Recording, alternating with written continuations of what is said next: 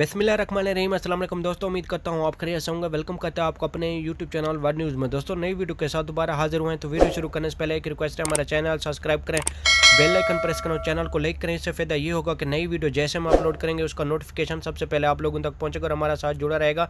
आज की वीडियो बहुत अहम है, जैसा कि आप लोगों ने थंबनेल में पढ़ा होगा कि दुबई का विजिट वीज़ा अभी लगने में कितना टाइम लगता है। तो आज हम इस मौजू पे आप लोगों को बताने वाले हैं। टाइम वेस्ट के बगैर चलते हैं न्यूज़ अपडेट की तरफ। देखें, सबसे पहले हम आपको बताते हैं कि पहले 1 वीक से पहले इमिग्रेशन ने काम बंद किया हुआ था, लेकिन अभी डेफिनेटली अभी काम शुरू हो गया है। जो लोग विज़िट वीज़े के लिए अभी अप्लाई करते हैं तो उनका 1 मंथ का जो विज़िट वीज़ा है वो आप लोगों को 1 हफ़्ते के अंदर अंदर सबमिट हो जाएगा। जो 3 मंथ का विज़िट वीज़ा जिसे हम 90 दिन का वीज़ा कह सकते हैं वो आप लोगों का 15 दिन लगेंगे, यानी 15 डेज़ लगेंगे। इससे ऊपर नहीं लगेंगे। अगर इससे ऊपर लगते हैं तो ट्रैवल एजेंसी वाला आपका विज़िट वीज़े के लिए अप्लाई नहीं किया होगा।